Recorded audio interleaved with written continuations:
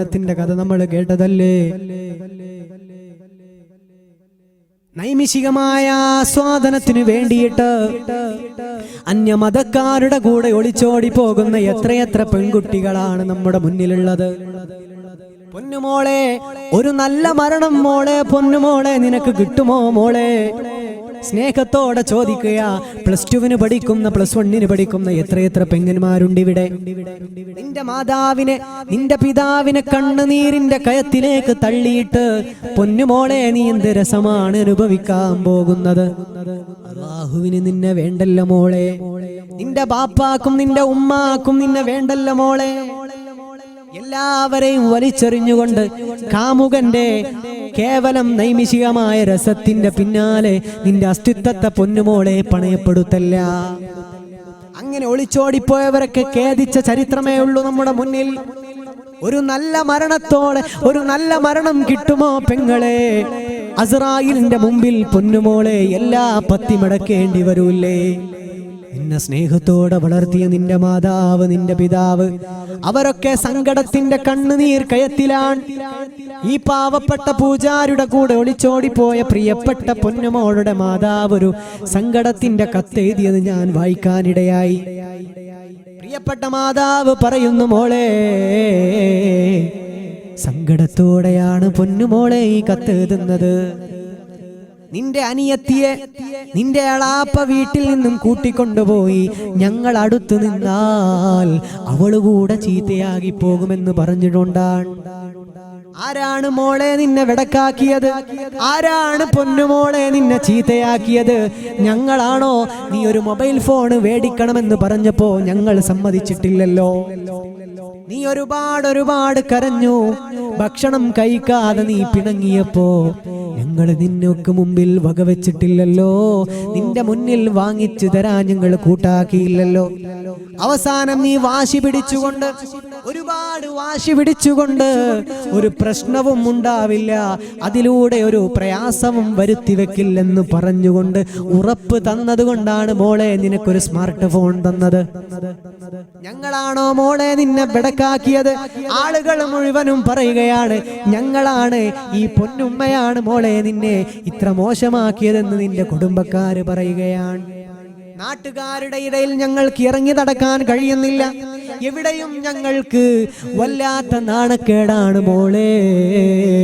ഒരുപാട് നാളായി മോളെ നിന്റെ വീട്ടിൽ ഈ ഉമ്മ കലത്തിലേക്ക് ചോറ് വെച്ചിട്ട്, ഈ അടുപ്പിൽ തീ പുകഞ്ഞിട്ട് ഒരുപാട് നാളായി പൊന്നുമോളെ പട്ടിണി കിടന്നുകൊണ്ട് ഞങ്ങളും നിന്റെ ഉപ്പയും ഞാനും സങ്കടപ്പെട്ടുകൊണ്ട് കണ്ണുനീർ വാർത്തുകൊണ്ടിരിക്കുകയാണ്.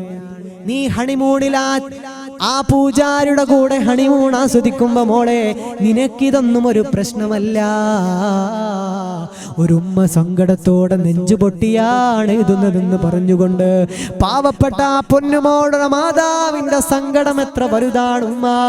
പൊന്നുമോളെ, നിന്റെ ബാപ്പായെ നിന്റെ ഉമ്മായെ കരയിപ്പിച്ചുകൊണ്ട് സങ്കടത്തിന്റെ കണ്ണുനീരിന്റെ കഴത്തിലേക്ക് വലിച്ചെറിഞ്ഞുകൊണ്ട് തോന്നിവാസത്തിന്റെ പിന്നാലെ ഓടുകയാണോ? അല്ലാഹു നമ്മെ കാത്ത് രക്ഷിക്കുമാറാകട്ടെ. UAE അത്യാവശ്യം നല്ല ബിസിനസ് ഉള്ള, നല്ല സാമ്രാജ്യമുള്ള, നല്ല തന്റെ ഇടമുള്ള ഒരു മനുഷ്യൻ, ആ പൊന്നുമോന്റെ പ്രിയപ്പെട്ട വൈഫ് അള്ളാഹുവിനെ ഭയപ്പെട്ടുന്ന, അള്ളാഹുവിനെ പേടിയുള്ള മുത്തഖിയായ ഒരു പെണ്ണായിരുന്നു. നാട്ടിലെല്ലാവർക്കും ഭയങ്കര മതിപ്പായിരുന്നു. ഈ സഹോദരൻ നല്ല മനോഹരമായൊരു കൊട്ടാരം ആ പൊന്നുമോൾക്ക് തന്റെ പ്രിയപ്പെട്ട ഭാര്യയ്ക്ക് വേണ്ടി ഉണ്ടാക്കി കൊടുക്കുകയാണ്. വീട്ടിൽ ഭാര്യയും 2 കുഞ്ഞുമക്കളും ഈ സഹോദരന്റെ ഉമ്മയും, അങ്ങനെ 4 പേരും മാത്രമാണ് ഉണ്ടായിരുന്നത്. ഒരു ദിവസം പ്രിയപ്പെട്ട ഭർത്താവ് വിളിച്ചുകൊണ്ട് ഭാര്യയോട് പറഞ്ഞു, പൊന്നുമോളെ, നാളെ നിനക്ക് ഞാനൊരു മൊബൈൽ ഫോൺ കൊടുത്തേക്കുകയാ. എല്ലാ ദിവസവും ഞാൻ നിന്നെ വിളിക്കുമ്പോ ഡൈനിങ് ഹാളിലേക്ക് വന്നുകൊണ്ട്, ലാൻഡ് ലൈനിന്റെ അടുത്ത് വന്നുകൊണ്ട് ഫോൺ അറ്റൻഡ് ചെയ്യൽ പ്രയാസമല്ലേ, അതുകൊണ്ട് നിനക്ക് ഞാനൊരു മൊബൈൽ ഫോൺ അയച്ചു തരാൻ പോവുകയാണ്. ഭാര്യ പറഞ്ഞു, ഇക്കാ എനിക്ക് ഫോൺ വേണ്ട ഇക്കാ, ലാൻഡ് ഫോൺ മതി ഇക്കാ. പക്ഷേ ഈ സഹോദരൻ പറഞ്ഞു, വേണ്ട മോളെ, ഒരു പ്രശ്നവും ഉണ്ടാകില്ല മോളെ എന്ന് പറഞ്ഞുകൊണ്ടൊരു മൊബൈൽ ഫോൺ ഈ പെങ്ങൾക്ക് വാങ്ങിക്കൊടുക്കുകയാണ്. കുറെ ദിവസം നല്ല മനോഹരമായ രീതിയിൽ ഈ സഹോദരി തന്റെ പ്രിയപ്പെട്ട ഭർത്താവുമായി ഫോണിൽ സംസാരിക്കുകയാണ്. ഒരു ദിവസം ഭർത്താവ് വിളിച്ചപ്പോ ഫോൺ സ്വിച്ച് ഓഫ് ആണ്. ലാൻഡ് ഫോണിലേക്ക് വിളിച്ചു നോക്കിയപ്പോ പ്രിയപ്പെട്ട സഹോദരി പറഞ്ഞുപോയി, ഇക്ക, എന്റെ ഫോണിലേക്ക് എല്ലാ ദിവസവും ഒരു അൺനോൺ നമ്പർ കടന്നു വരികയാണ്. എനിക്കറിയാത്ത ഏതോ അൺനോൺ നമ്പർ എന്റെ ഫോണിലേക്ക് കടന്നു വരികയാണ്. അതുകൊണ്ട് ഞാൻ എന്റെ ഫോൺ സ്വിച്ച് ഓഫ് ആക്കിയതാണ്. ഭർത്താവ് പറഞ്ഞു, മോളെ, അതിന്റെ പ്രശ്നമില്ല. എന്റെ നമ്പർ വരുമ്പോ, നിനക്കറിയാവുന്ന നമ്പർ വരുമ്പോ മാത്രം നീ അറ്റൻഡ് ചെയ്താ മതി, ബാക്കിയെല്ലാം നീ റിജക്ട് ചെയ്ത മോളെ എന്ന് പറഞ്ഞുകൊണ്ട് ആ പൊന്നുമോളെ സമാധാനിപ്പിക്കുകയാണ്. വീണ്ടും ആ സഹോദരനും സഹോദരിയും ബന്ധപ്പെടുകയാണ്.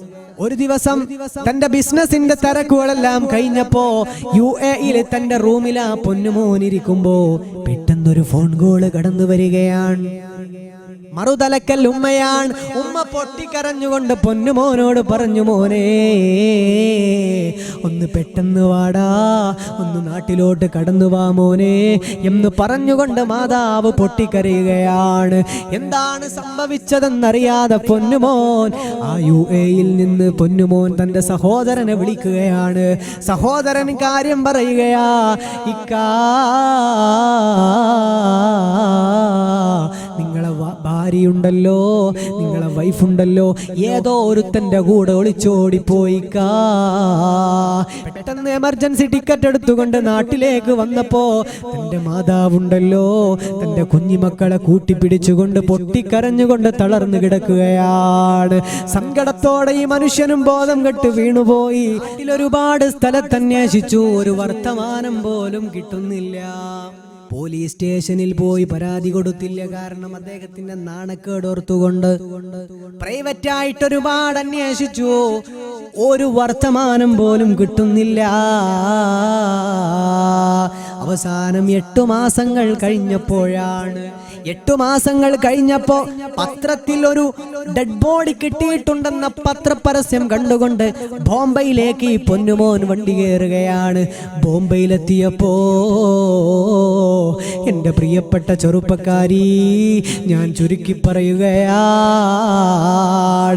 ബോംബെയിലെത്തിയപ്പോ ഒരു ഫ്ലാറ്റിൽ തൻ്റെ പ്രിയപ്പെട്ട പൊന്നുമോള് എന്നെ സുബഹിന്റെ മുമ്പ് തഹജ്ജുദിന് വിളിച്ചുണർത്തി എൻ്റെ ഭാര്യ, എന്നെ ഒരുപാട് സ്നേഹിച്ച എൻ്റെ പൊന്നുമക്കളെ ഉമ്മയാ, എൻ്റെ പ്രിയപ്പെട്ട ഭാര്യ, പ്രിയപ്പെട്ട ഭാര്യയുടെ മൃതദേഹമതാ പ്രിയപ്പെട്ട സഹോദരന് കാണുകയാണ്. കഴുത്തിൻ്റെ അകത്തൊരു കാറും കണ്ടപ്പോ ഈ സഹോദരന് ബോധം കെട്ടുപോയല്ലോ. കുറെ സമയം കഴിഞ്ഞപ്പോ ബോധമങ്ങ് കടന്നു വന്നപ്പോ അവിടത്തെ പോലീസുകാരൊരു സൂയിസൈഡ് ലെറ്റർ എടുത്തുകൊണ്ട് ഈ സഹോദരന്റെ കയ്യിൽ കൊടുക്കുകയാണ്. മെല്ലെ ആ സൂയിസൈഡ് ലെറ്റർ, ആത്മഹത്യാക്കുറിപ്പ് വായിക്കാൻ തുടങ്ങുകയാണ്. സുബ്ഹാനല്ലാഹ്, ഇക്കാ മാപ്പ് ഇക്കാ എന്ന് പറഞ്ഞുകൊണ്ട് പ്രിയപ്പെട്ട സഹോദരി തന്റെ ജീവിതത്തിന്റെ അനുഭവങ്ങൾ പങ്കുവെക്കുകയാണ്. സങ്കടത്തിന്റെ, സംഘട്ടനത്തിന്റെ, കഥനത്തിന്റെ ഭാണ്ഡം വഹിക്കുകയാ. ഞാൻ ചുരുക്കി പറയട്ടെ, ഈ പ്രിയപ്പെട്ട പൊന്നുമോള് പറയാൻ തുടങ്ങി, ഒരുപാട് തവണ ഞാൻ എൻ്റെ ഫോണിലേക്ക് വരുന്ന മിസ് കോളുകളെ ഞാൻ അവോയ്ഡ് ചെയ്തല്ലോ, ഒരുപാട് തവണ ഞാൻ ഉപേക്ഷിച്ചല്ലോ. ഒരു ദിവസം ഞാൻ ഗത്യന്തരമില്ലാതെ ഞാൻ ഫോണിലേക്ക് വന്ന മിസ് കോൾ ഞാൻ അറ്റൻഡ് ചെയ്തു. മറുതലക്കൽ ഒരു അന്യമതസ്ഥനാണ്, ഒരു ചെറുപ്പക്കാരനാണ്. ആ ചെറുപ്പക്കാരൻ എന്നോട് പറഞ്ഞു, ഞാനൊരു മിസ് കോൾ ഫ്രണ്ടാണ്, എന്നോട് വർത്തമാനം പറഞ്ഞാൽ ആകാശമൊന്നും ഇടിഞ്ഞു പോകൂല, ആകാശമൊന്നും ഇടിഞ്ഞു പോകൂല പെങ്ങളെ. എന്ന് പറഞ്ഞുകൊണ്ട് എന്നോട് ബന്ധം സ്ഥാപിക്കാൻ തുടങ്ങി. ആദ്യഘട്ടത്തിലൊന്നും ഞാൻ വല്ലാതെ മൈൻഡ് ചെയ്തില്ല. പിന്നെ പതിയെ എനിക്ക് ആ പൊന്നുമോനോട്, ആ സഹോദരനോട് എനിക്ക് വല്ലാത്ത പ്രണയം തോന്നാൻ തുടങ്ങി. ഞങ്ങൾ തമ്മിൽ വല്ലാത്ത ബന്ധമായല്ലോ. ആ സഹോദരൻ എന്നെ വിളിക്കാതെ എനിക്ക് ഉറക്ക് പോലുമില്ല. അങ്ങനെ ഞാൻ ചുരുക്കട്ടെ, ആ സഹോദരൻ വന്നുവെന്ന് മാത്രമല്ല, എന്നെ ഫോണിൽ വിളിച്ചുകൊണ്ട് പറയുകയാണ്, പെങ്ങളെ, ഇന്നാലിന്ന സ്ഥലത്ത് ഞാനുണ്ടാകും, നീ എല്ലാ സാധനങ്ങളും വസ്തുക്കളും എടുത്തുകൊണ്ട് നീ കടന്നു വാ മോളെ, നമുക്ക് പാറി പറക്കാം പൊന്നുമോളെ എന്ന് ആ സഹോദരന് വിളിച്ചപ്പോ എൻ്റെ 101 വരുന്ന സ്വർണ്ണാഭരണങ്ങളും ഞാൻ എടുത്തുകൊണ്ട് ബാഗിൽ വെച്ചുകൊണ്ട് എൻ്റെ പ്രിയപ്പെട്ട പൊന്നുമക്കളെ സ്കൂളിലേക്ക് പറഞ്ഞയച്ചുകൊണ്ട് എൻ്റെ മാതാവ് ബാത്റൂമിൽ പോയപ്പോ എൻ്റെ ബാഗുമായിട്ട് സ്വർണവുമായിട്ട് എൻ്റെ അത്യാവശ്യമുള്ള വസ്ത്രവുമായിട്ട് ആ കൂട്ടുകാരന് പറഞ്ഞ സ്ഥലത്തേക്ക് ഞാൻ ചെല്ലുകയാണ്. ഞങ്ങൾ ഒരുമിച്ച് ഒരുപാട് യാത്രകൾ നടത്തി, ഒരുപാട് എന്റർടൈനിങ് കേന്ദ്രങ്ങളിൽ പോയി, ഒരുപാട് ടൂറിസ്റ്റ് കേന്ദ്രങ്ങളിൽ താമസിച്ചു, ഒരുപാട് ഫ്ലാറ്റുകളിൽ ഞങ്ങൾ താമസിക്കാൻ തുടങ്ങി. ആ സമയത്ത് ഈ സഹോദരൻ, എൻ്റെ കാമുകൻ, എൻ്റെ സ്വർണ്ണാഭരണങ്ങൾ ഓരോന്നായി എടുത്തുപോയല്ലോ. എൻ്റെ പ്രൈവറ്റ് അക്കൗണ്ടിലേക്ക് എൻ്റെ ഭർത്താവ് നിക്ഷേപിച്ചു തന്ന 15 ലക്ഷത്തോളം വരുന്ന രൂപയും ഈ സഹോദരൻ പിൻവലിച്ചുവല്ലോ. എൻ്റെ സ്വർണ്ണാഭരണങ്ങൾ 101 പവനും കൊണ്ടുപോയി. സുബ്ഹാനല്ലാഹ്, എൻ്റെ 15 ലക്ഷം രൂപയും ആ സഹോദരനും കൊണ്ടുപോയി. എൻ്റെ പണവും എൻ്റെ സ്വർണവുമെല്ലാം തീർന്നപ്പോ കൂട്ടുകാരൻ്റെ സ്വഭാവത്തിൽ മാറ്റങ്ങൾ വരാൻ തുടങ്ങി. പഴയ പോലെ സ്നേഹമില്ല, പഴയ പോലെ എൻ്റെ ഫ്ലാറ്റിലേക്ക് വരുന്നില്ല. മാത്രമല്ല, ഒരു ദിവസം എൻ്റെ ഫ്ലാറ്റിലേക്ക് കടന്നു വരികയാണ്. നട്ടപ്പാതിര സമയത്ത് ഞാൻ എൻ്റെ റൂമിന്റെ കുറ്റി തുറന്നപ്പോ, കതക് തുറന്നപ്പോ ഒരുപാട് പേരെൻ്റെ റൂമിലേക്ക് ഇരച്ചു കയറി മദ്യപിച്ചുകൊണ്ട് ലക്കുകെട്ട് ഒരുപാട് പേര് പുലരും വരെ എന്നെ മോശമായി, എന്നെ മൃഗീയമായി ഉപയോഗിച്ചുവെന്ന് മാത്രമല്ല, സുബ്ഹാനല്ലാഹ്, എൻ്റെ കഴുത്തിൽ അവശേഷിച്ചിരുന്ന എൻ്റെ പരിശുദ്ധമായ മഹറിന്റെ മാല കൂടി വലിച്ചുകൊണ്ടവർ കടന്നു കളഞ്ഞു. അന്ന് ഞാൻ മനസ്സിലാക്കി, അല്ലാഹുവേ പടച്ചവനെ, ഞാൻ എന്തൊരു നിർഭാഗ്യവതിയാ. എൻ്റെ കഥിൻ്റെ, എൻ്റെ നഷ്ടപ്പെടലുകളുടെ, എൻ്റെ എല്ലാ പ്രശ്നങ്ങളുടെയും കാരണക്കാര് ഞാൻ തന്നെയാ. എൻ്റെ ഭർത്താവിൻ്റെ സ്നേഹം, എൻ്റെ മാതാവിൻ്റെ സ്നേഹം, എൻ്റെ പൊന്നുമക്കളുടെ പൂമുഖം എൻ്റെ ഹൃദയത്തിലേക്ക് വരാൻ തുടങ്ങി. എല്ലാം നഷ്ടപ്പെട്ടല്ലോ. പടച്ച റബ്ബേ, സുജൂദിൽ കിടന്നുകൊണ്ട് തഹജ്ജുദ് നമസ്കരിച്ചുകൊണ്ട് പൊട്ടിക്കരയുന്ന മോളാണ്. എല്ലാം നഷ്ടപ്പെട്ടെന്ന് മനസ്സിലാക്കിയപ്പോ, എല്ലാം എൻ്റെ കുഴപ്പമാണെന്ന് മനസ്സിലാക്കിയപ്പോ ആ പ്രിയപ്പെട്ട പൊന്നുമോള് പറയുകയാ, ഞാനന്ന് ആത്മഹത്യ ചെയ്യാ തീരുമാനിക്കുകയാണ്. അങ്ങനെ ആ കത്ത് വായിച്ചുകൊണ്ട് ബോധം കെട്ടുപോയ സഹോദരൻ, എന്നെ പ്രിയപ്പെട്ടവരെ,